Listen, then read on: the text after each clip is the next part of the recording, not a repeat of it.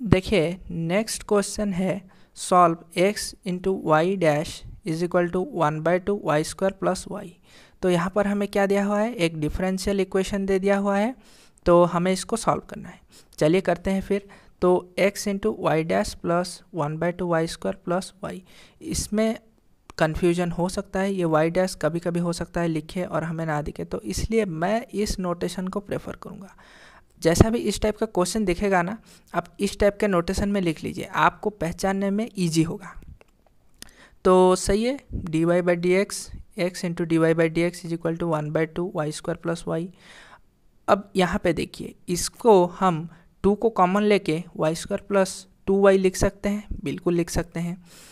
तो यहाँ से देखिए y इस साइड का टर्म पूरा y है, तो यहाँ से इजीली हमें दिखता है हम वेरिएबल्स को सेपरेट कर सकते हैं। बोले तो y को एक जगह और x के टर्म्स को एक जगह लिखा जा सकता है, बिल्कुल लिखा जा सकता है।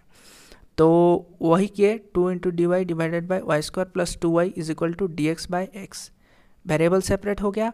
अब कुछ नहीं, सिर्फ इंटीग्रेशन करना है। उससे पहले आप थोड़ा सा ये देख लीजिए कि ये जो लेफ्ट हैंड साइड वाला टर्म है वाई स्क्वायर प्लस 2y, इनमें से y एक कॉमन ले ले तो y इंटू वाई प्लस 2 ये बचेगा।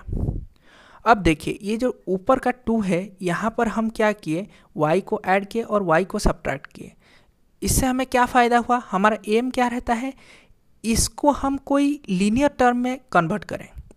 लीनियर टर्म में अगर कन्वर्ट करेंगे तो क्या होगा, हमारा इंटीग्रेशन जो होगा ना वो ईजी हो जाएगा। ऐसे हम कंप्लीट स्क्वायर करके वो करके कर सकते हैं, लेकिन उससे क्या होगा, बहुत ही कॉम्प्लिकेटेड हो जाएगा, गलत होने के चांसेस बहुत है। हम जितना सिंपल वे में करें उतना ज़्यादा है। बस यहाँ पर आपको थोड़ा सा दिमाग लगाना है। जितना इस टाइप के क्वेश्चंस प्रैक्टिस करेंगे उतना आपका दिमाग ओपन होगा।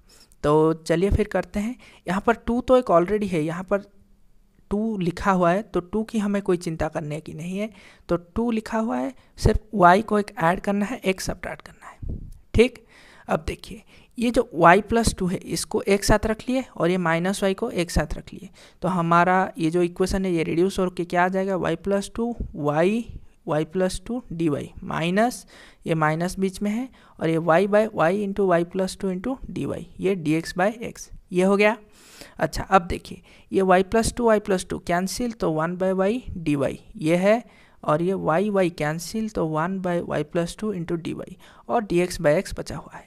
ध्यान रखिए जब भी इंटीग्रेशन करिएगा ना, एक ही साथ इंटीग्रेशन करिएगा।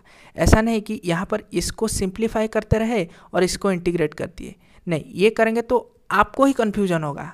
क्या हो सकता है, यहाँ पर आप मान लीजिए इंटीग्रेट कर लिए और यहाँ पर आपको फिर से इंटीग्रेशन करना है, तो नेक्स्ट स्टेप जब भी आएगा ना, चांसेस बहुत है कि आप इंटीग्रेटेड वैल्यू को और एक बार इंटीग्रेट कर देंगे। तो जब भी इंटीग्रेशन करें एक ही साथ इंटीग्रेशन करें। तो 1 बाई वाई का इंटीग्रेशन लॉन वाई हो जाएगा, 1 बाई वाई प्लस 2 कुछ नहीं है, बस ए वाई प्लस बी के फॉर्म में है, तो ए वाई प्लस बी के फॉर्म में जब भी होता रहेगा तो लॉन, जब वाई के टर्म में जो रहेगा उसके टर्म में हम नॉर्मल इंटीग्रेशन का फॉर्मूला लिख देंगे और फिर y के कोएफिशिएंट से डिवाइड कर देंगे। फिलहाल यहाँ पर 1 है तो यहाँ पे कोई भी फर्क नहीं पड़ेगा।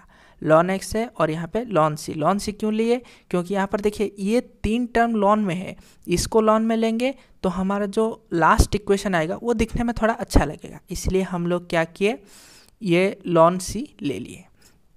तो वही चीज़ किए, ln y divided by Y plus 2। ऐसा कैसे लिखें, ln a minus ln b, इसका जो फॉर्मूला होता है लॉन a बाई b, ये एक लॉगरिथम का प्रॉपर्टी है, इसको थोड़ा ध्यान दीजिए। तो lawn a minus ln b ये क्या होता है, lawn of a divided by b। Similarly lawn a plus lawn b ये क्या होता है, लॉन a इंटू b। तो इन दोनों प्रॉपर्टी को हम लिख लिए, तो y बाई वाई प्लस 2 ये c इंटू एक्स हो गया, x इज इक्वल टू सी को इस साइड ला के डिवाइड कर दिए y बाई वाई प्लस 2, और 1 बाई सी ये कांस्टेंट है, इसको सम अदर कांस्टेंट k मान लिए, into Y divided by Y plus 2 where k is equal to 1 by C. तो ये हो गया हमारा फाइनल आंसर। सही है। अब नेक्स्ट क्वेश्चन की ओर चलते हैं। बोला है solve x q into y to y dash plus 3x² minus 1 equal to 0। बस यहाँ पर एक इनिशियल वैल्यू दे दिया है y of 1 is equal to -1। तो डिफरेंशियल इक्वेशन हमें इस प्रकार से दे दिया है। अब देखिए यहाँ पर हमारा बेसिक ऑब्जेक्टिव क्या रहेगा, ये जो y डैश का टर्म है ना, y डैश का जो कॉफिशिएंट है इसको हम पहले 1 बनाने का कोशिश करते हैं। तो इसको 1 कैसे बनाएं, थ्रू आउट द इक्वेशन हम क्या करेंगे, x³ से डिवाइड कर देंगे।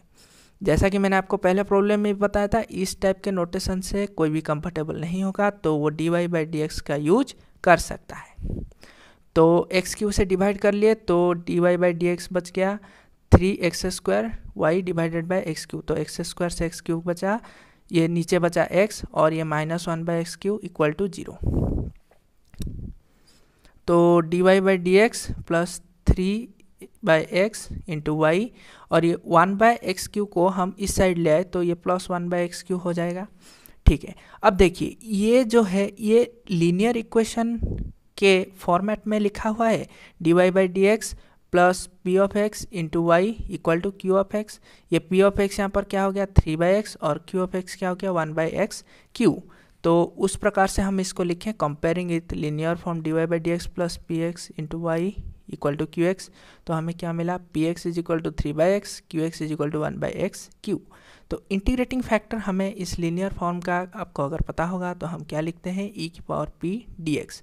p क्या होता है, ये 3/x यहाँ पर p है तो 3/x dx, e⁻3 into ln x।